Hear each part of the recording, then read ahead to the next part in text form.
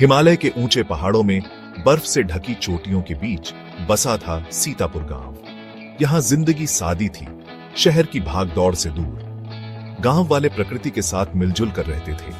खेती बाड़ी और अपने जानवरों की देखभाल में उनका दिन बीतता था। इसी प्यारे से गांव में रहती थी एक छोटी बच्ची, सिंदूर। सिंदूर सबसे अलग थी। जहां उसकी उम्र की लड़कियां शादी और परिवार के सपने देखती थीं, वहीं सिंदूर का सिर हमेशा किताबों में घुसा रहता था। उसके पड़ोसी अक्सर उसकी इस अलग रुचि के बारे में बातें करते थे, लेकिन सिंदूर को उनकी परवाह नहीं थी। किताबें ही उसकी दुनिया का दरवाजा थीं, उसकी साथी, उसका सुकून। वो बहादुर सिपाहियों और उनके पराक्रम की कहानियां पढ़ती और उसका दिल अपने देश के लिए गर्व से भर जाता। सिंदूर के पिता, जो एक रिटायर्ड फौजी थे, उन्होंने उसके अंदर देशभक्ति की भावना जगाई थी।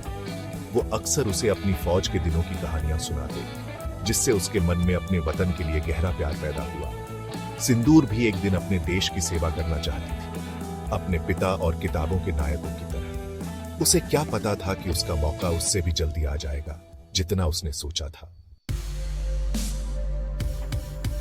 एक दोपहर गांव के पुस्तकालय से घर लौटते हुए सिंदूर ने कुछ अजीब देखा। कुछ आदमी, जिनके चेहरे गमछों से ढके थे, जंगल के किनारे छुपे हुए थे। वे धीमी आवाज में बातें कर रहे थे। उनके शब्द अनजाने और अजीब सी जल्दबाजी से भरे थे। सिंदूर के मन में खतरे का एहसास हुआ।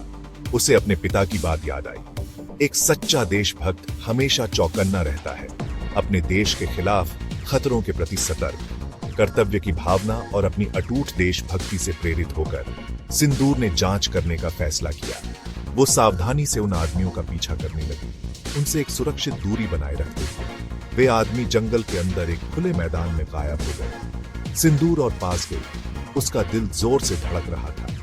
उसने एक बड़े पेड़ के पीछे से झांका और जो उसने देखा, उससे उसकी आंखें चौंधिया गईं। खुले मैदान में हथियार और गोला बारूद भरा पड़ा। भारत के खिलाफ वे आदमी आम गांव वाले नहीं। डर सिंदूर को घेरने लगा, लेकिन उसने उसे जल्दी से दूर कर दिया। डर एक कमजोरी है, उसने खुद को याद दिलाया, अपनी एक किताब के बहादुर सिपाही के शब्दों को याद करते हुए। वो जानती थी कि उसे जल्दी से काम करना होगा और अधिकारियों को सूचित करना होगा। सिंदूर चुपके से गांव वापस आई और सरपंच के घर दौड़ी। उसने उन्हें पूरी घटना बताई। उसकी आवाज डर और दृढ़ संकल्प के मिश्रण से कांप रही थी। लेकिन सरपंच, जो अपनी पुरानी सोच का आदमी था, ने उसकी बातों को एक बच्चे की कल्पना कहकर टाल दिया। निराश लेकिन हार नहीं मानते हुए सिंदूर जानती थी कि उसे खुद कुछ करना होगा। उसे अपने चचेरे भाई विक्रम की याद आई, जो भारतीय सेना में एक अफसर था। उसने एक पत्र लिखा, जिसमें उसने अपनी बातें और सरपंच के रवैये के बारे में बताया। एक ग्वाले की मदद से उसने अपने चचेरे भाई को पत्र भेज दिया और प्रार्थना की कि यह समय पर पहुंच जाए। दिन एक कष्टदायक प्रतीक्षा में बदल गए। एक रात अंधेरे की आड़ में विक्रम सिंदूर के दरवाजे पर आ पहुंचा। उसने उसका पत्र प्राप्त कर लिया था और अपनी बहादुर छोटी चचेरी बहन पर गर्व कर रहा था। विक्रम ने एक साहसिक योजना बनाई। सिंदूर आतंकवादी शिविर में एक स्थानीय लड़की के रूप में घुसपैठ करेगी, जो काम की तलाश में है। घबराहट और दृढ़ संकल्प के साथ सिंदूर ने आतंकवादी शिविर में प्रवेश किया। उसने अपना किरदार बखूबी निभाया। उसके मासूम चेहरे ने उसके दृढ़ संकल्प को छुपा लिया। अगले कुछ दिनों में सिंदूर ने आतंकवादियों और उनकी खतरनाक योजनाओं के बारे में महत्वपूर्ण जानकारी इकट्ठा की। उसने जाना कि वे पास के एक आर्मी बेस पर बड़ा हमला करने की योजना बना रहे हैं। जैसे ही सिंदूर जानकारी लेकर चुपके से बाहर निकलने वाली थी, उसे पकड़ लिया गया। आतंकवादी गुस्से से भरे चेहरों के साथ उसे घेर लिया। खतरे के बावजूद सिंदूर शांत और स्थिर रही। वो जानती थी कि विक्रम और उसके आदमी उसे बचाने आएंगे, और वे आए भी। सेना और आतंकवादियों के बीच एक भयंकर लड़ाई शुरू हो गई। जंगल गोलियों और धमाकों की आवाज से गूंज उठा। सिंदूर गोलीबारी के बीच फंसने के बावजूद डरी नहीं।